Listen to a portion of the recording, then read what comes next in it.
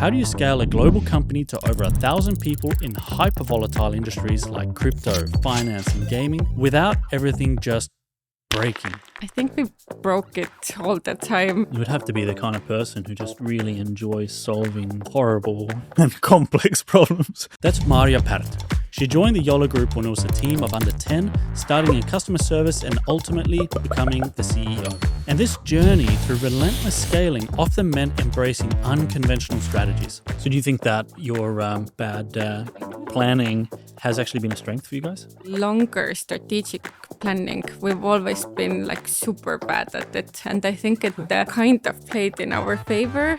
But what's it really like leading in the C-suite in your mid-20s, especially when facing what she calls her constant companion? Imposter syndrome, I think, was my second name. How do you manage that through such explosive growth? How do you do that at that scale? Although we were very small, we pretty much acted like we want to conquer the entire world. We've always had a no-dickhead policy. Beyond building teams, it's about a relentless drive and almost addictive thrill of problem solving and always looking for the next big wave, like the massive opportunities she currently sees in overhauling traditional finance. You always need to have some sort of plan B if you want to build a sustainable, resilient business. Get the unfiltered story of building a strong team culture that powers hypergrowth and how to spot opportunities in rapidly evolving markets. Next on Winning Friends.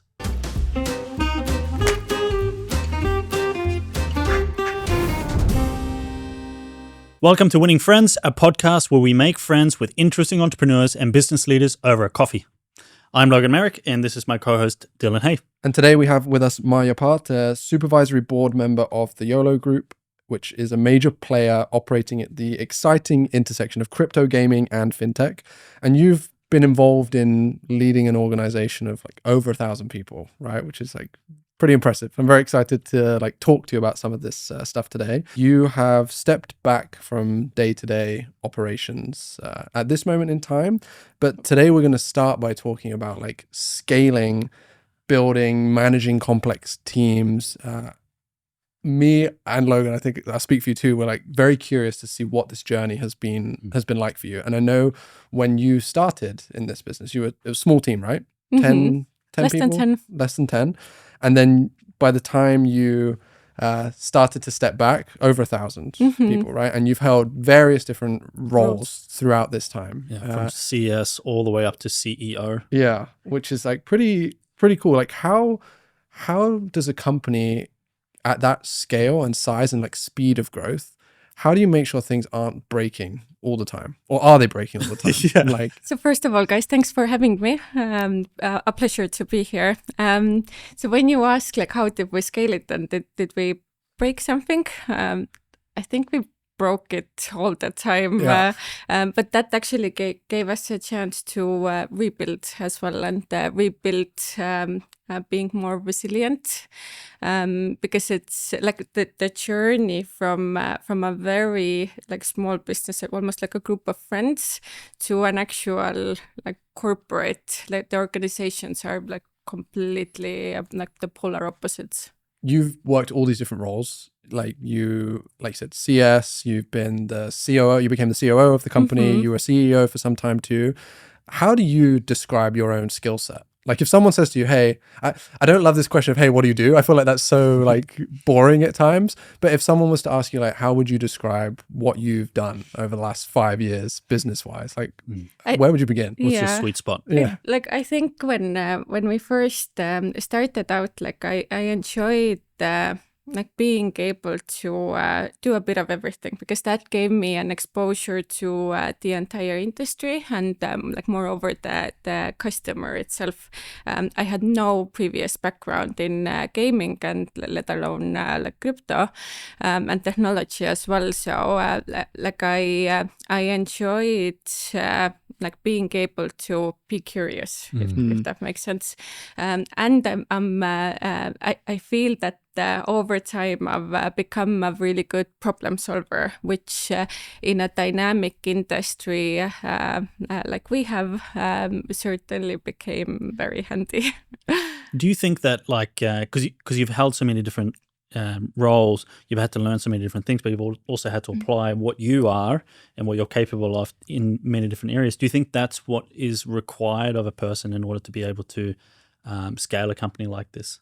For sure. Like I think it's like you can never like pretend to be like someone else. So I've always tried to like through all of the different positions that I've held, like even like once I became a part of the C-suite, I still like try to stay true to who I am, which isn't like maybe the like your typical like C-level role profile, if you ask from me. What do you think makes you different from that? Well, try I don't know, asking from ChatGPT at the moment, who is a typical CEO, and I'm pretty sure that you won't be getting like 30 years old female as a response. Some like 65-year-old boring white guy in the US. Maybe like, right? I don't know. Try it out.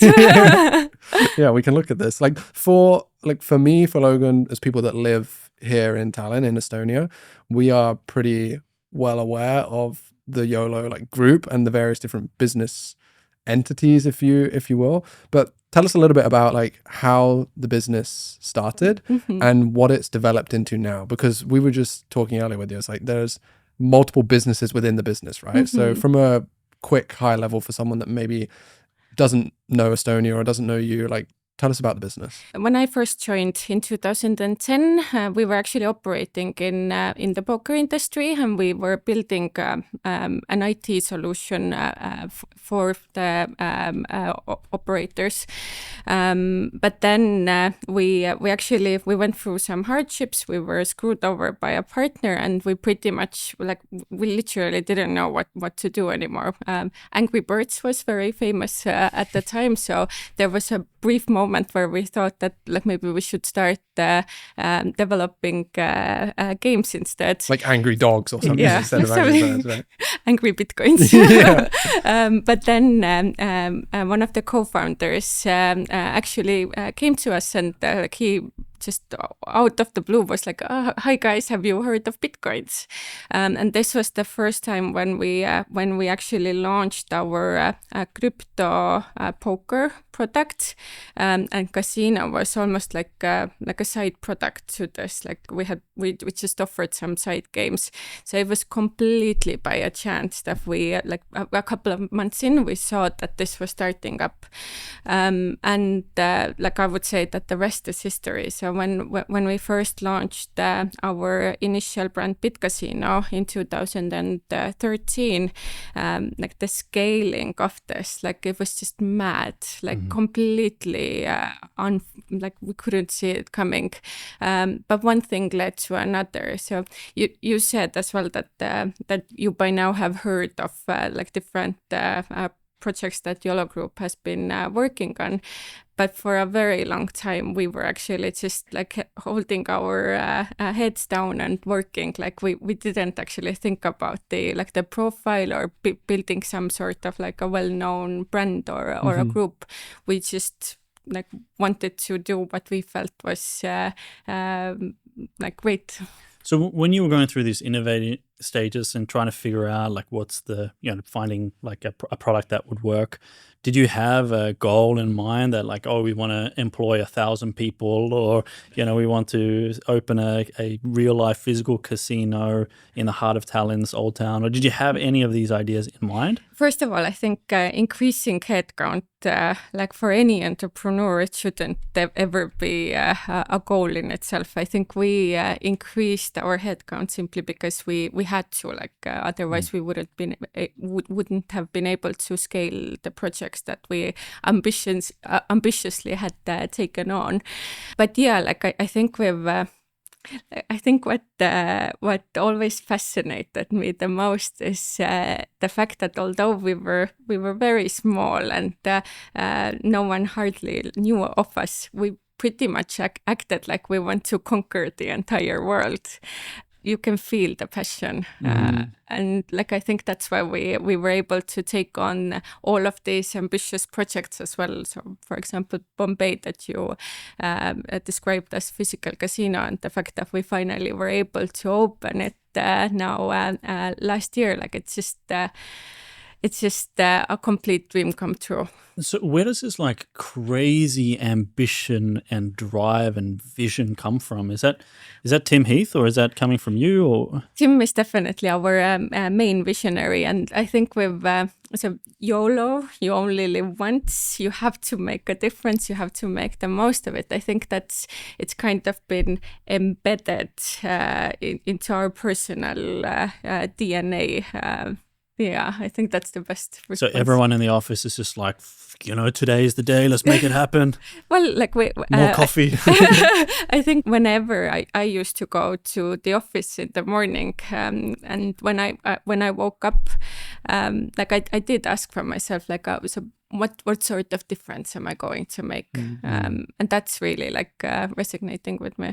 It feels like it takes a certain kind of character, a certain kind of person to really thrive in that environment. Is that right? Yeah, you have to be a bit crazy, I think. How, like, this journey of this growth that the business has been through, like, what does it look like? Like, what did your day-to-day look like? Let's say when you were, I don't know, we could maybe start when you were a COO, or we could start earlier than this if you want to, but like, what does every day look like when you are scaling at that speed? Because I know something that I was reading before this told me that you were hiring or employing on average, it was like one new person every day. Sometimes more than this, right? What does that look like? Even that is like a pretty serious operation. Yeah, it's intense. Like looking back, I can definitely say that like no day was alike, but also like every day something blew up. So you were in constant like I would call it the hamster wheel, like just like trying to get things sorted out, making sure that everything runs smoothly. Like even when like financially things are going great and you're scaling, you're still like the growing pains, the communication issues. Like it's just like it is very, very intense. Did you guys experience cash flow problems? Yeah, of course. Like business, I think this is part of like any business, and I think this taught us many like necessary lessons as well.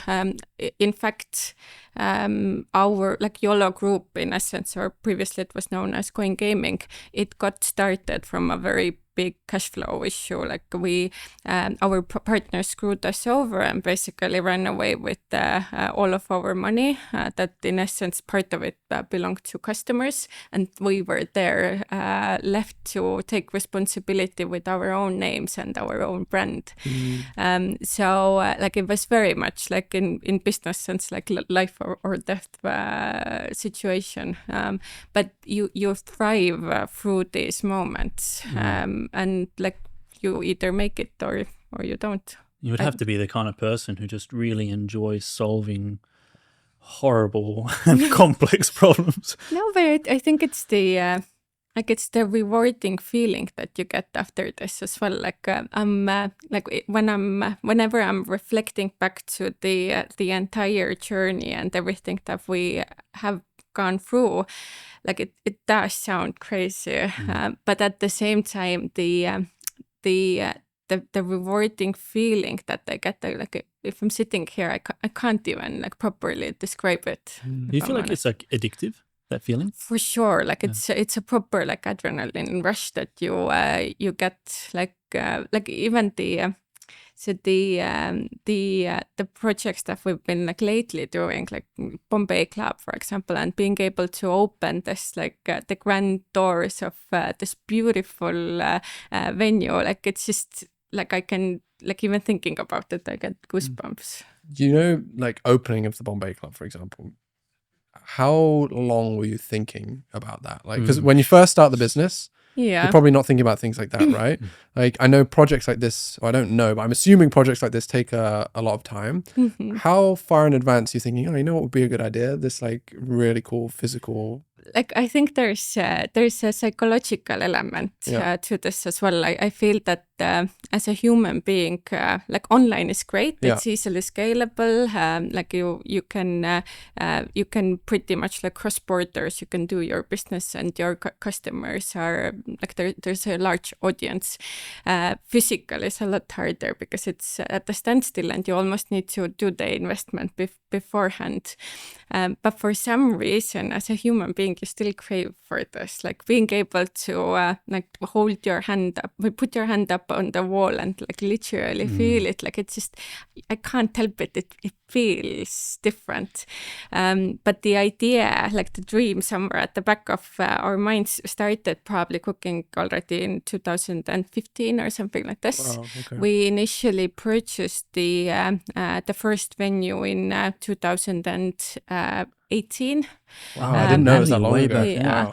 Wow. COVID hit, the war and whatever else. So I've truly been lucky with the CEO cards that I was dealt with. Like I was Yeah. able to conquer all of the the unprecedented situations globally. Isn't it interesting how many like business owners or founders, executives, whatever, if they're in a online digital business, I know so many friends that like have run very successful e-commerce stores or agencies or online businesses.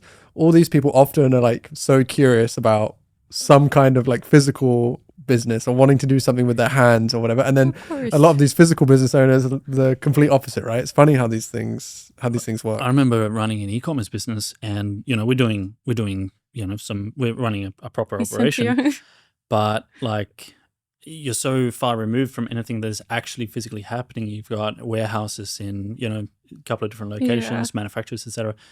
It's just not. It just doesn't feel real, right? And it kind of feels like I don't know, like I'm pretending, Yeah. I was actually about to say that like exactly the same, that it almost doesn't feel real. It's weird because it's like with my team, we're 45 people, something like this, but we're completely remote team. So in a bunch of different countries, I have only met maybe 7-8 people from my team, and it's like I care so deeply about my team. I know everyone on my team, but it's still this weird feeling of like, I think if I had all those people together in one room, it would probably freak me out a little bit the first time, like, and so this with this 1,000-person organization, you must have experienced things like this. Yeah, well, too, luckily, when we first started scaling, like everyone still had to come into the office. Okay. So although we've been always, we've had multiple bases internationally. So in a way, we have always been faced with like the Zoom calls and time zone issues and whatever else. So when COVID hit, it wasn't actually like completely unnatural for us to move completely remote, because like online was our only business and whatever else. But at the same time, it shifted the culture like completely. And if I'm honest, then me as a leader, like I would consider myself more to be a traditional leader. So I definitely prefer people coming into the office for teamwork and whatever else. So like kudos to you in that sense that you're making it work efficiently. I was struggling. I'm curious for like, okay, with one thing that I've observed, maybe I don't know if this is the same across all of the business units or not, but like when I've been to like the restaurants in Bombay Club, for example, like it feels the quality of the staff is extremely high, right? Like I've talked to some people there, asked like where they came from before and things. It's like that. It's very clear to me the quality of staff there is very high. Some of the things you've said already in this conversation today about the culture that has existed and been built at the company and how important that is to you, like. How did you and the team, and how do you manage those processes of like, okay, we have this vision of we want these kind of people, this quality on the team, we want this kind of culture. How do you manage that through such explosive growth? Because that, for me, that's something that massive scale. Yeah, because like for me, that's something that I worry about, is like building the culture that I have at my company. 0 to 10 people super easy, because it's like, you know what that looks like. 10 to 20 is still pretty easy, but now as we're growing more, like we have to try so much consciously harder. and put so much effort into making sure that we remain and have this culture that we've tried to build. Yeah, especially for high performance. Yeah, Like, it's like, how do you do that it- at that scale? And in the It- tech scene of all places, Yeah. I know it's like high demand. So Yeah. competitive, you Mm. know? yeah, well, I would argue that hospitality sector in Estonia is much more like challenging that tech ever was. But I'll Fair. get to this. I think at the different stages of YOLO that we've gone through. When we first started out, we were a completely unknown brand, and there was in essence there was no like external trust on the market towards us. Plus, we didn't have some sort of like huge resources to get into a bidding war for talent. So what we did is we actually hired a kick-ass external recruiter who had already built up like a trusting network for herself. Yeah. And she was the one who acted almost like an ambassador for us. So this is how we initially built up like a strong a team and even got people to join us. How early was it when you did that? Like how many people? It must have been like 2013, 14. Do you remember Oh, how many right, people you no. had on the team at that time? 25-ish. Okay. So that recruiter's been pivotal for the success of the company. Very much so. Like, Gotta like find if, that. yeah, well, if no, you- because I'm like, thinking like we just I'm hired. happy to do a refer a Yeah, friend. yeah. Because like we just hired a month ago. Yeah. We hired our first ever like we call them a people operations specialist. Mm-hmm. Our first ever role in the company was someone just dedicated to Yeah. like our internal processes, like our Yeah, events. I was that like, person. Yeah, so like, that felt like a big hire for me. Yeah. But I'm also not expecting that person's role isn't solely recruitment, right? It's like maintaining and building the culture. But I've always been curious about the recruitment piece because I'm curious a like when to full-on make job. that It's hire. it's like a sales job, Yeah. right? It's like you have to be a hound. Absolutely, and I think recruitment is like such a crucial part of expanding any business, because if you think about it, every newcomer will join with his or hers like own expectations, own background, own culture, and if you want to have a superstar team, somehow it all has to come together. But I would say that back then it was still a lot easier because you onboarded a new person, and once they got to become a part of the culture that we really like, we live and breathe, hopefully to the state. We like it was easy to actually like start building up the cooperation between the teams. When it got more difficult, it got a lot more difficult when we hit like 300. Why was that the point? Like I feel that we were always like we always said to ourselves that we want to be startuppers. Like this is very much a part of our DNA. We want things to move fast. We want to have fun. We want to be fair. So fun, fast, and fair are our values. But if you have 300 people, then whilst before I could, I don't know, shout from one corner of the office and everyone was up to date and everyone was already executing the plan, then if you have already hundreds of people, you have to have all of these meetings, you have to document, you have to start creating processes, you have to post some sort of announcements on Slack, you have to start using all of these different like operational frameworks and whatever else. Did that frustrate you at the beginning? Because Like, I feel like I'm kind of going through this a little bit right now. Yeah. You seem frustrated Yeah, right now. yeah. Like, it was very frustrating, and then like someone is still on a sick leave or on a holiday, and they've got no clue what you're talking. Because there are some things at this point where I'm like, damn, like 2 years ago we would do that in like 10 minutes. Now Yeah. it's like 3 days or something. It I'm takes like time, trying so- to get that balance of like still Yeah. executing fast but doing the right thing by the process. Like, Yeah. do you ever feel like you've been not guilty, but one thing that we sometimes struggle with is we've been so process and system focused in the business, Yeah. which I think is so important for scale and Agency, growth. you have to. Yeah, especially in like I run an advertising agency, so Yeah. in a people and services business, we have to be systems But oriented. then you and actually focused. forget about the Yeah. actual business. Yeah, and then like sometimes I feel like our systems and processes are so strong that they in some cases get in the way of speed of execution, right? So we're constantly trying like, okay, we've built this process. How do we adjust this to speed up again or whatever? Like this must have happened for you a bunch of times. Yeah, it's a never-ending battle, if I'm honest. I'm glad to hear that. Just like from one you're glad point. to hear that you got. Well, no, just like when you speak with people like yourself who have been through this growth, it's like sometimes it's good for the confirmation of like, okay, absolutely. it's not really a big deal or a problem. It's just something that is normal and natural, you know. It's like confirmation bias. Yeah. Just like from one point onwards, I guess like 1 + 1 in terms of headcount doesn't equal 2 anymore. Right. Like it's more like 0.5 if you're lucky. So how do you deal with it then to keep things kind of? So what actually ended up working for us, and don't get me wrong, we've literally tried everything. We tried centralizing, decentralizing, centralizing again, smart goals, OKRs, you name it, we've done it. We ended up like staying true to our roots. So we figured out that actually running smaller teams works for us. And that's why we've pretty much created almost like businesses within the business. So we have all of these autonomous verticals, and then there's an overarching group function that runs a couple of core functions as a part of it. How big are those groups? So it depends. At the moment, our B2C business is around 400 people. B2B probably around the same. And then Bombay is now up to 500. Wait, 500 people in Bombay? Yeah. How was actually like so recruitment in Bombay, and how did we get quality? That's actually, I think, an important point.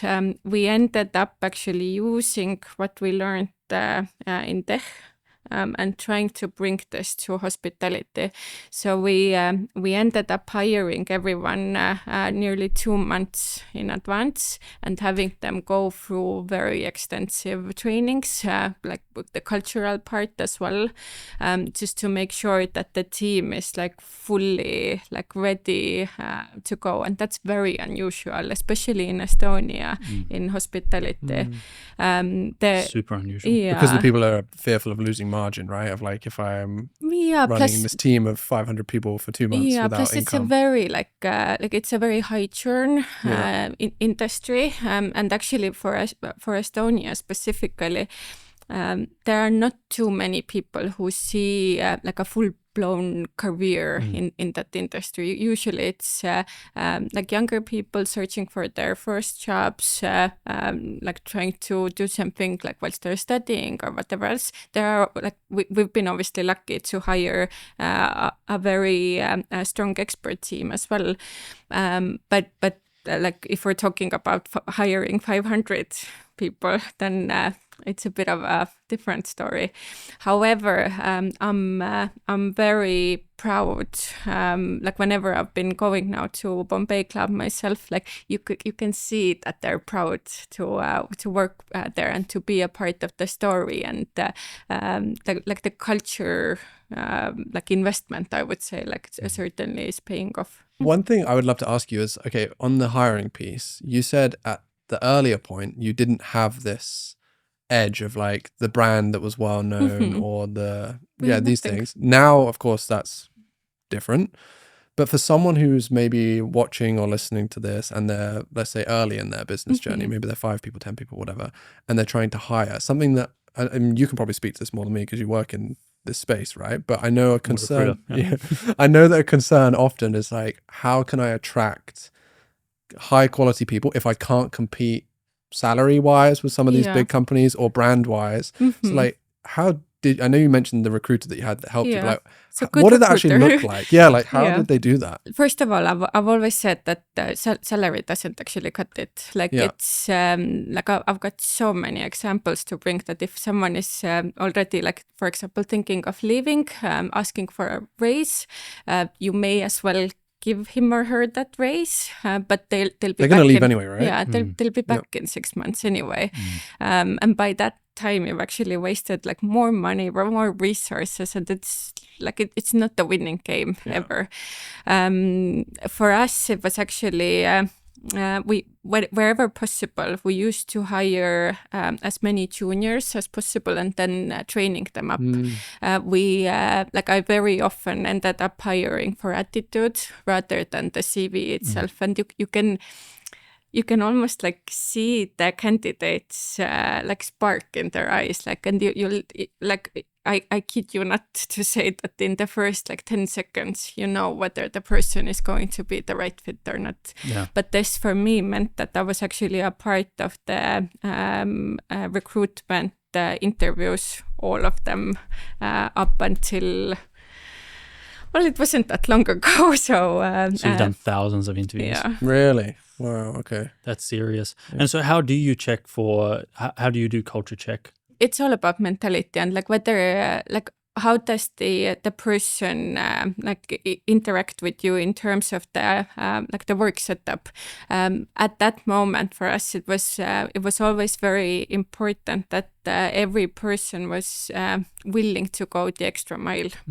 And like I think the answer to this like always gave it away. Like if a person started telling me like how many days can I work from home and questions like this, you already knew that it's probably someone who requires like more flexibility.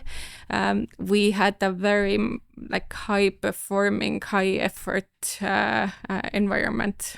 That like this it definitely isn't for everyone. So you would basically be looking for clues and cues in what they're saying and what their concerns are and stuff to determine whether or not this is the right person. Yeah, absolutely. But then once the person had joined, I think one of the biggest areas that we did invest into was the personal development of our employees. So we ran internal management programs and personal development programs. We had all of these like crazy events. I remember we did YOLO Cup, so it was internal soccer cup on actual like Watford stadium, and later on we moved it up. And I remember the employees that actually got to be a part of the teams, and we had all of the like shirts made and so forth, and literally some people were crying when they got to the stadium. It seems like scaling a company to 1,000 people, launching casinos, and doing all this crazy stuff. It seems like that would take up a lot of your mental capacity, a lot of your time. How do you balance, like, as I know you're a mother now, previously leading up to that point, how did you balance your home life and work life? I think I was playing with fire constantly, but like if I'm honest, then like there's no such situation where you all of a sudden realize that I've got this like magic recipe for work and personal life balance. Like it's all a mix and it's in constant change.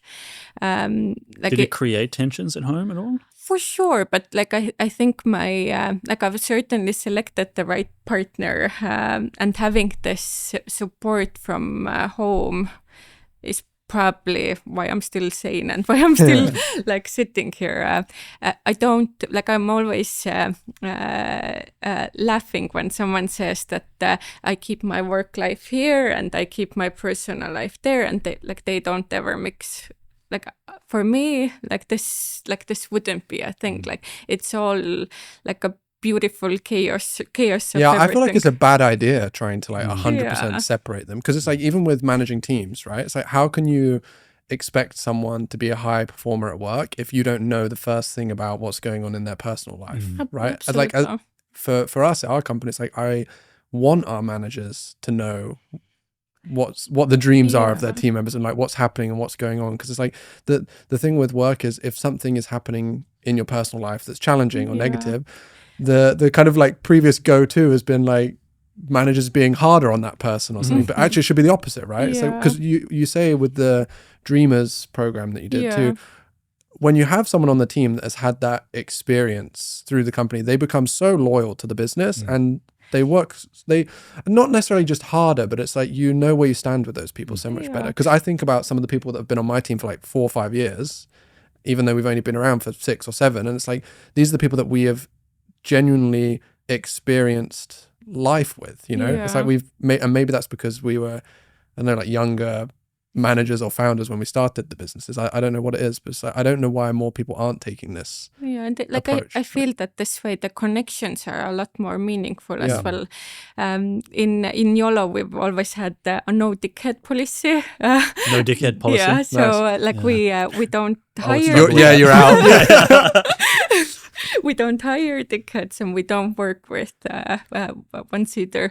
And it's actually worked really well for us. So how do you identify what's the test? dickheads? What's the test for this? Like, They have a come on, beard, like, they look like you. Always. Yeah, they're from us. Yeah. But all in all, like I think there's just so much, like considering that you spend so much time like at your business, like you better just make it worthwhile. Yeah, make it feel like home. I've got a question just about the Bombay casino again. So you've got this fairly large piece of land, but also it's like all these old buildings. And I know that there's like a lot that goes into buying something like this and then renovating it. I don't know what, but I imagine that you have to know the right people. Who do you have to know in order to be able to buy, I think it's like 4 buildings, right? Inside of the medieval old town, and then renovate them into a casino. Like for us, this was like it wasn't some sort of like a straight line. If I'm honest, like if we had known everything that it takes, I'm not sure whether we would have taken it on. But it did start from a friend who actually owned an apartment in that building, and part of it where the casino is now, like this had been like sitting completely empty for the last 15 years. Really, 15 years? Yeah, and it was actually like the entrepreneur who was owning it, like he had run into some sort of issues and was stopping the project that he was planning on doing there. So we simply had like this was our chance. Like we felt that the location was perfect, and initially we didn't have as ambitious plan either. We only wanted to open up a casino. So then like one thing led to another, where all of a sudden I'm sitting at the notary, like signing papers and walking into this like completely abandoned old town, huge venue that was occupied by pigeons. And previous tenants. And like I'm pretty good with like imagining things, but I wasn't like that good. So like it was pretty scary when we first walked in there. But then one thing led to another. We found out, so COVID hit at some point, and we found out that the hotel was for sale as well, which immediately sparked a new idea that it would make the business a lot more like wholesome if we had more to offer in that entertainment center. And then surprise, surprise, in the middle of this abandoned building and the hotel, there were a bunch of apartments. So we just like also occupied by pigeons? Or? No, like occasionally they had tenants, like real human tenants as well. But like we ended up buying all of them out as well. But if I'm honest, then this was like a proper like separate business model, how to make sure that everyone shows up. Was this like a big risk for you and the team too? Because like this is a pretty significant financial investment that's required for something like this. You could say it's an investment, but you could also say it's a distraction. You know, like it's a lot. Yeah, but at the same time, like I think we've been in the online business as well as in the industry for such a long time, and no one has ever done it like this. So traditionally it works out that you first of all run a land-based casino and then you want to expand to online. We're doing it pretty much the other way around. So it's exciting and we can afford to do so. So YOLO. Nice. And Is this the first of many, or hopefully? So like we definitely want to build it out as a showcase, and like if it's successful, then we certainly will be able to expand it to other parts of the world as well. Yeah, super cool. And I know, so if we talk about just growth as people, like this podcast is all about us making new connections, learning from very interesting people. Like you talked about hiring and you said like, okay, we would often hire junior people and train them up. Like you talked about your journey, how you played so many different roles in this company as it's grown. I'm curious, at these different stages of growth, like is this the first business that you have like been involved with from the yeah because I think about this sometimes too. Like my business right now is my first real business too, and I'm like, okay, each stage requires new learnings, right? And how have you over time approached like, okay, we're going through this new phase of growth, how have you learned what to do next? Like, do you seek mentorship? Do you look to books or podcasts? Are you one of these kind of people that's like, I just want to get stuck in and figure it out myself? Like, how do you approach those? YOLO. Yeah, YOLO. Like, how do you approach that, right? Because that's something that's hard to know what to do next, you know? And it's always easier to evaluate, actually, like looking back. Of course, as well. Yeah. But for me, like personally speaking, I think through my entire adult life, I've always had like someone, like either like unofficially or officially a mentor that I look up to,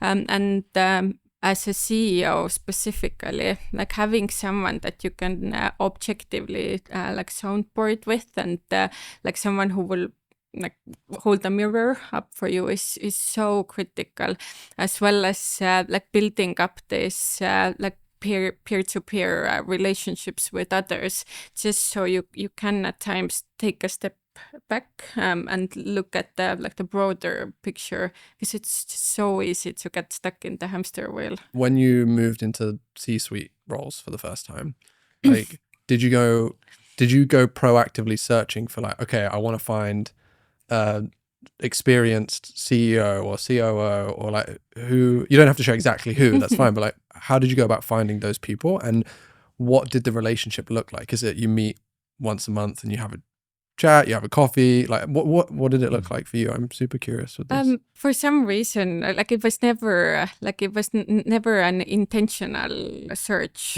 Like my mentors have like through some sort of connection, someone has recommended them to me, and I've thought that okay, like it would be a good match. But then like even I don't know, attending some sort of like industry events, like I always found them very useful, because you can then reflect back. However, with hiring, for example, for every like key stage, we always restructured, and this always involved like bringing outside like more experienced talent on board as well, and it was always very tough for both sides. How do you restructure? Do you bring in like an external consultant to help you figure out like how the business should be set up? We've tried it, but actually like this hasn't, at least on our example, it hasn't worked too well, because like I think the business model itself is fairly niche. However, so we've usually done it so that we run some sort of like a brainstorming session with all of like the key stakeholders. We figure out like what's wrong and what's the problem that we're trying to resolve, what would be an appropriate structure for this, and then we start working on the action plan. Did you ever experience imposter syndrome at any point over the last 10 years with this? I think it's a necessary evil. I think a healthy amount of self-doubt and questioning is it's a driving force. I think if you don't have an imposter syndrome, you're either stuck at the comfort zone, or you're bluntly just overconfident, and that's a very slippery slope. And also like bear in mind that I was like the biggest leap in my career was certainly when I took on the role of COO. bear in mind that I was in my mid-20s and my entire team was much older, much more experienced than I was. So imposter syndrome, I think, was my second name. How do you deal with that? I mean, going into a situation like that where you feel like a total imposter, like how do you deal with that? I've taken a concrete pill and just pushed through it. Like I've always been very like upfront with this. I've got no problems like sharing when I've got some sort of like insecurities. But I think it's also because I've always had like trusting connections within my team, so I was able to do so. Like it is said that the COO or CEO is like these are the loneliest roles in the world. I dare to disagree with this. Like if you built a good like trusting connections with your team. Interesting, yeah, because you hear that a lot, and I have to agree with you. I don't find being a founder or being a CEO a lonely position at all, because one, you have other people that are in the same position as you that you might network with, but you have your own team as well. Yeah, I agree, but I do understand where this might be coming from. I think like traditionally it has been like almost like shameful to speak when you're feeling weak, especially as a leader. Right. And maybe that's the difference too. When you said earlier about like maybe you don't look like what someone would expect a typical like CEO of 1,000-person business to look like or to behave like. I found with our team, it's like I'm just 100% honest and transparent at all times. Like if things are not going good for me, I try not to bring too much of my like personal emotion or baggage or whatever to the business, but sometimes I actually think it's extremely important and valuable to like show your leaders and your team that like that you are a human being. Yeah, like we're just figuring it out as we go along as well, right? I think there's value to that. Oh yeah, at times, and maybe more people should try these things, you know, like and maybe that's why it didn't feel lonely for you, is because you had those relationships maybe with that's the team why, members, you know. Why women tend to have like, you know, there's these statistics now that show that women-led businesses are better off, et cetera, because men have this like stoicness about them, like, oh, everything's perfectly fine, I'm a man, whereas maybe women, they're more okay with being like, let's be honest. Like I think for me it's always been rather about the it's never about just the CEO. I think it's about like building a superstar team around you, and you do need to have balance in that. So what you just mentioned, like what if we had a whole top management team made out of female leaders? Like I would argue that this would not be like some sort of like a way to get to success either. You need to have good This is balance. my business strategy. Is hire women.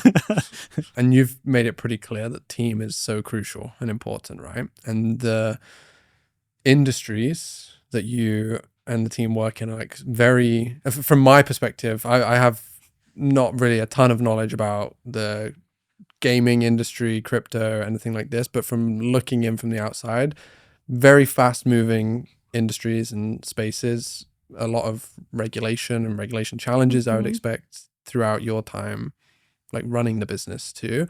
How much does the team help and support in those areas? Like, are you thinking, okay, we need our team to be fast moving and flexible because who knows what could happen with online casino regulation tomorrow? Or like, do you think, and how much do you plan for, I don't know, like risk management, you know, like, is this something that is a crucial part for you guys? Yeah, so risk management and compliance certainly, but I think in terms of like longer strategic planning, we've always been like super bad at it, and I think it kind of played in our favor because the industries have been so fast moving anyway that like once we would have been able to implement all of this like fancy and elaborate business plans, then the world would have changed anyway.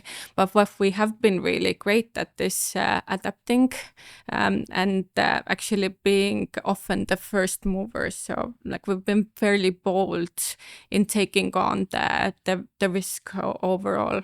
So do you think that your bad planning planning has actually been a strength for you guys? I would say so, yeah. Because It the wasn't opposite. planned, but looking back, I think it actually played in our favor. Because like the opposite of planning would be like basically what you guys are doing. You know? Yeah. Which is not, you wouldn't say that that's necessarily a bad thing, right? It's just planning would get kind of in the way of being adaptable. But it's very atypical for you could say a corporate business of more than 1,000 people. Has that become more difficult? Like the lack of planning, has that become more difficult as the company has grown? For sure. Like I think one of the biggest like growing pains for us is for a long time, like even when we were like almost hitting 1,000 people headcount, we were still like almost acting as a startup, and the mentality like is completely different. You can't you can't, you just humanly can't do it this way. But what we've done now is we've in a way we've separated our mature, more revenue generating business on one hand, and the R&D and the startup projects are with a separate team, because it does require a completely like different approach, like even like innovation or any like risk taking for a mature business that employs hundreds and hundreds of people.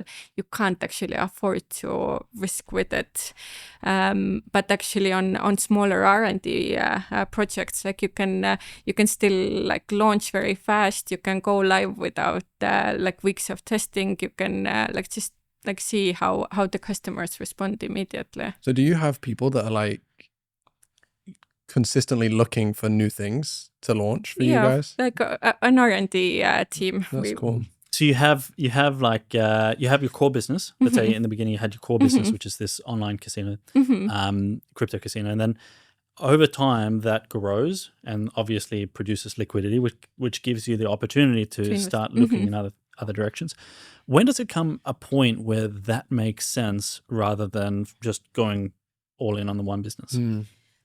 Good question. Because you must be coming to that point. Yeah, I think about that often. I think about like, okay, do I just double down more on our exact service and offering that we have right now, or do I diversify? Yeah, right. For us, it was never a question because the industry that we operate in, like things change constantly. Like even like the market regulations and whatever else, we pretty much can't afford to stand still. Like we always, like especially after we got burnt, we knew immediately that we want to be in control of all of the core functions, which is why we actually we call it the ecosystem. We on top of the B2C layer, we started building the B2B part, then our investment fund, and now we've expanded to land base as well. But it's been long time coming. We like the IP. We run our own like money flow and like all of the like security layers and whatever else. So it's a proper puzzle. So, but is there like a point, do you think there's like a definitive point where like, okay, now it makes sense, like we have enough cash flow, or is it just part of the strategy? For us, it was a part of the strategy because we felt that we just had too much to lose. Too much risk. At some point, and we didn't know like what the long term for a B2C would be, because it is a very volatile business with casino and sports betting. Do you think this mentality is generally applicable to all businesses, that like you have a business but you just don't know what tomorrow will bring, so it makes sense at some point to diversify? I think it's always smart to not keep all of your eggs in one basket. You always need to have some sort of like a plan B or some sort of like an alternative route if you want to build a sustainable, resilient business. And I think that applies to all industries. Like if you look outside at the moment and the economy and what's going on in the world, like you need to make sure that your customer base and so forth is not like tied to only one place. Is there anywhere right now where within the business landscape where you think this is interesting, or like any, maybe not specific opportunities that like you're looking at, but like what excites you right now? Overall, let's say like outside of YOLO, I would say that there are immense opportunities in the banking and fintech world, because this is one of the biggest industries where I would say that the big operators have been at the standstill, just like operating in a comfort zone, because they will make their profits anyway. These like dinosaur companies, right? That like do things in such a traditional, boring way. This is where blockchain comes in play. Do you think that crypto still has legs, or do you think that, this is a done thing now? Because, it comes and goes in waves. Crypto is certainly here to stay, at least the underlying technology underneath it. I understand why you're skeptic of it, but it all depends on the perspective and what's the problem that we're trying to solve. So we're looking at it at the moment from, let's say, from a European perspective, whereby the economy and the banking world is still fairly stable, right? Like SEPA payments, they cost next to nothing. But if you think about the majority of the population globally from development areas, then the picture is completely different. I would argue that cryptos and blockchain have already they've proven to be viable at the scale. To bring a couple of examples to you, so for example, I was speaking to someone who used to be a part of Doctors Without Borders, and on a monthly basis, when they had to make their payroll, they literally carried like suitcases of cash. And that held, as you can imagine, like huge risks. Yeah. Like they were. It'd feel pretty cool to do that, like maybe one time. Though, But they were like very frequently robbed and whatever else. Crypto resolved like all of it for them. It was fast, it was safe, it was secure. Similarly, take Argentina, for example. Last year, their inflation was more than 100%. The year before that, it was more than 200. This means that pesos by today, it's worth almost nothing, and the purchasing power has dropped massively. It's like Luna. Yeah, well, that went well for some of us. Yeah. But if I was living in Argentina, if I was earning pesos, then I would certainly prefer to keep my assets in stable coins. Yeah. Do you give your team, maybe this is a random question, but like, do they have the opportunity to take salaries in crypto? We've been actually occasionally offering bonuses, for example, in crypto, but there is at the moment there is a bit of a headache to declare all of like the taxes and whatever else. So we still do it for annual bonuses, but payroll, like this would at the moment at least mean quite a lot of manual work. You guys are like basically been for the longest time operating on the cutting edge of technology. Are you investing at the moment into AI? We actually we use our investments arm to do so, and like I would say that for both blockchain and AI, it's such a cutting edge, groundbreaking technology that we're still in the very early days. So the future is certainly going to be interesting. Yeah, the future is very exciting, and like honestly, I could continue speaking to you for hours. I found this conversation so interesting and fascinating so far, but I think we should maybe start moving to a few of our like traditions that we have here. So we have some finishing quick fire questions. I know they're not always quick with the answers, but we want them to try and be quick fire questions. So we're going to ask you a few like direct questions, whilst at the same time we're going to grab a coffee cup off of our wall back here, and we will get you to sign this. We're in this like cafe setup that we have right now. What's your go-to cafe order, or like when you're going to the boulangerie in Bombay Club, what's the like, what drink do you go with? Okay, nice. Real milk or regular milk? Yeah, none of this fake stuff. No. Right? Do you take sugar or? No. favorite business book or resource? So resource, I actually prefer to have a daily scroll at The Economist. I feel that like this is where I get my like first information for the day. I've read lots of business books, but if I'm honest, then I can't name one that would have made a difference on my career path. What was your approach to productivity as a busy like CEO? In one word. Yeah, be fast. I actually have up-to-date Google Calendar. Okay, you're like a calendar for everything like person. If it's not in the calendar, it doesn't exist. This isn't on my list of questions, but I want to ask you this. Like, Go for it. a team that has structure and processes and many people, like my team, our project management software is like the most crucial part for everyone's day-to-day operations.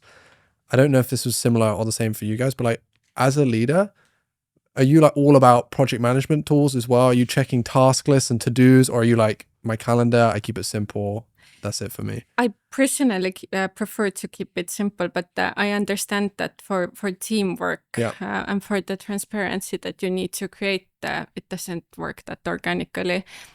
We've used Jira, which is like I would say that it's better for development teams, but Salesforce is brilliant. Yeah, it works well. What's the biggest myth about crypto gaming currently? Oh, that's a good one. The biggest myth that I believe is the fact that people think that it's anonymous.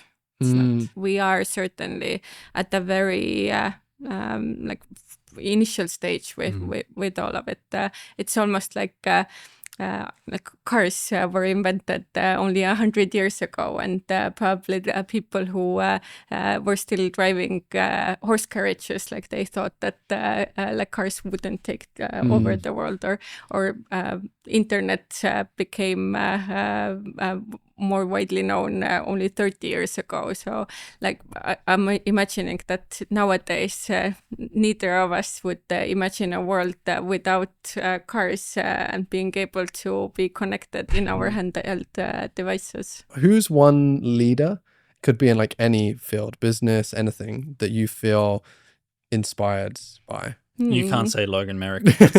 If I can't say Logan, then I'll go with Queen Elizabeth.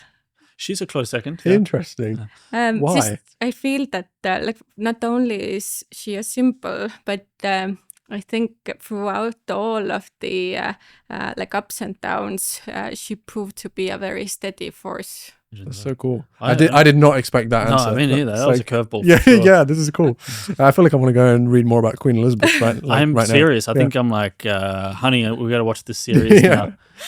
And what did you put on the cup? So first of all, I started out with a Bitcoin logo, Nice. like simply because like this is in honor of you guys, and then you only live once. It just had to do it, and then my name. Nice. Well, I think this is a really good place to leave it for today, actually. So thank you guys. Yeah, this has been like really insightful. I feel like we've learned a lot about leadership, growth, personal development, rapidly evolving industries, like a bunch of things. So thank you for sharing your expertise with us today. I really appreciate it. I'm Logan Merrick. And I'm Dylan Hay, and you can find us wherever you get your podcasts. So make sure to subscribe and don't miss the next episode.